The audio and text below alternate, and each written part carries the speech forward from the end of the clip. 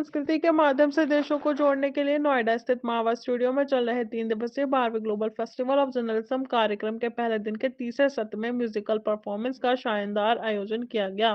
जो प्रज्वलन के साथ कार्यक्रम की शुरुआत हुई। कार्यक्रम में doctor Sandeep Marwah, festival president president ICMEI, chancellor AFT university of media and arts Sadu Rustambaev, ambassador of Uzbekistan Petr Sizov, consulate general of the Russian Federation बायोत्रा खमातोव, प्रोफेसर हिंदी और उर्दू उज्बेकिस्तान अनिला सिंह, प्रवक्ता BJP Nidhi Singh, anchor Bharat news ने अपनी गरिमामयी उपस्थिति दर्ज कराई।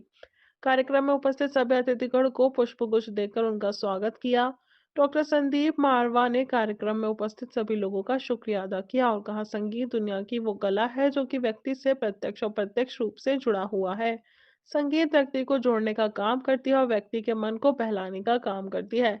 व्यक्ति भले ही कितना ही व्यस्त क्यों ना हो, लेकिन जब भी संगीत के मधुर सुर उसके कानों तक पहुंचते हैं तो उसका ध्यान संगीत की तरफ आकर्षित होता है। बता दें कि कार्यक्रम में उज्बेकिस्तान के दिलनोजा बाबेवा और उलुगबेक रुजालियेव ने हिंदी गानों से महफिल में चार चांद लगा दिए। साथ ही स्कूल ऑफ परफॉर्मिंग आर्ट्स के स्टूडेंट्स ने भी लग जा गले, पलंग सजना जैसे गीतों को गाया और अपने गानों से सबका मन मोह लिया।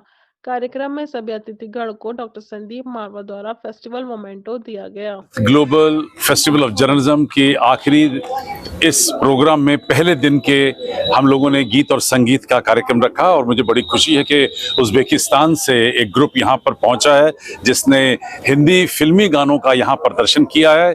बेहतरीन खूबसूरत गाने और बहुत ही मज़ेदार तरीके से यहाँ प्रदर्शित किए गए हैं। हॉल जो है वो झूम उठा था और मुझे लगता है कि ऐसे दो देशों के बीच में एकता और जो संबंध बढ़ते हैं ऐसे कार्यक्रमों से, वो आज यहाँ देखने को पड़ता था। It was a fantastic event and I would like to congratulate everyone here. I think everybody enjoyed this evening and it was a variety of events. We've attended exhibition, designed exhibition, and of course this wonderful concert, and I would like to congratulate this institution, all of the hosts here for this wonderful event that we had here today, and I would like to wish you great success because I see this esteemed institution as a future of India is being made here. So I would like to congratulate everyone and thank you so much. मैं miss universe रह चुकी हूँ 2023 की निधि सिंह और मैं 23 साल की उम्र में मैंने 660 अवार्ड अपने नाम कर चुकी हूँ और वर्ल्ड वुमेन राइट्स कमीशन की प्रेसिडेंट हूँ और अपनी इंडिया को रिप्रेजेंट करने के लिए जा रही हूँ और साथ में आप लोगों की तरह ही जर्नलिस्ट हूँ, एज अ न्यूज़ एंकर हूँ अभी भारत 24 न्यूज़ चैनल की।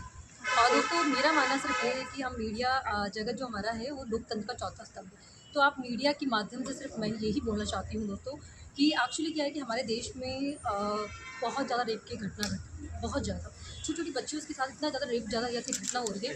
तो मुझे ऐसा लगा, मैंने राष्ट्रपति जी के सामने ये बात रखी है कि जो छोटी छोटी बच्चियाँ हैं हमारे स्कूल्स में पढ़ रही हैं, प्राइवेट स्कूल हो चाहे गवर्नमेंट स्कूल हो, कई स्कूल्स हैं, उन स्कूल्स में हमारी बच्चियाँ पढ़ रही हैं, उनको हम सेल्फ डिफेंस करें क्योंकि ये 12th ग्लोबल फेस्टिवल है जर्नलिज्म का और जर्नलिज्म पत्रकारिता जो है उसको चौथा स्तंभ कहा जाता है। और चौथा स्तंभ इसलिए कहा जाता है कि बाकी जो 3 स्तंभ हैं, अगर हम उनकी बात करते हैं एग्जीक्यूटिव, जुडिशरी एंड लेजिस्लेचर, उसको अगर स्टेबलाइज करना है तो उसके लिए हमें पत्रकारिता जर्नलिज्म की आवश्यकता पड़ती है, नहीं तो डेमोक्रेसी की कुर्सी डोल जाएगी। तो आप लोग वो लोग हो जो लोकतंत्र को स्थिरता देते हैं, तो अपना महत्व समझें।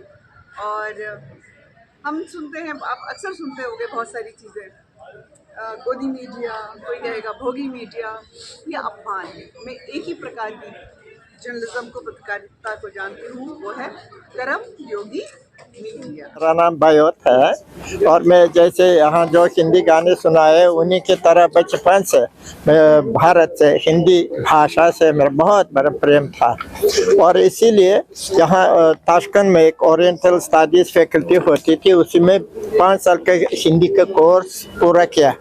इसके बाद 1 साल के लिए लखनऊ यूनिवर्सिटी में आया और फिर 86 से 90 तक मैं बोकारो स्किल प्रोजेक्ट में एज इंटरप्रेटर रहा हिंदी के। और इसके बाद मैं पूरी ज़िंदगी Tashkent state university of oriental studies में हिंदी पढ़ाने में लग गया है और अभी तक वही उसी यूनिवर्सिटी में मैं हिंदी पढ़ाता हूँ। और इसके साथ साथ ताशकंद में इंडियन कल्चरल सेंटर है, वहाँ लोकल लोग जो हिंदी सीखना चाहते हैं हम उनके लिए स्पेशल कोर्स है हिंदी भाषा के, मैं वहाँ भी हिंदी पढ़ाता हूँ। और मुझे बड़ी खुशी हो रही है कि आप जैसे जवान लोगों के बीच में मैं आ गया हूँ और मेरी उम्र 10 साल पीछे हट गए हैं। आप समझिए जितने मेरे उम्र है वो मैं 10 साल छोटा हो गया हूँ। आप सभी लोगों को बहुत बहुत धन्यवाद, क्योंकि कुछ लोग कहते थे कि जो पुरानी जो गाने हैं आजकल के जवान लोगों को इतना पसंद नहीं, मगर मैंने यहाँ देखा सुना है कि जो कभी इसको कहते हैं बोले बिसरे गीत कहते हैं, मगर वो ऐसे गीत नहीं है, वो जिंदा गीत है, वो हमेशा जिंदा रहेंगे। जैसे उज़्बेकिस्तान के किसी भी कोने में जाइए, किसी भी घर में जाइए, राज कपूर के आवारा, श्री 420 के सभी गाने लोग सुना सकते हैं आपको। इसलिए मैं सोचता हूँ कि हमारे देश और भारत के बीच में जो दोस्ती इतने ज़माने से कायम रही है, इसका भविष्य में और मजबूत हो जाएंगे और हमारे यहाँ आना जाना भी बढ़ जाएगा।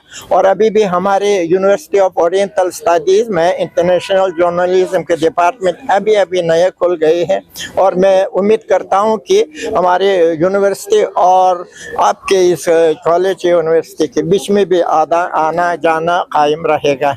आप सभी लोगों का बहुत बहुत शुक्रिया।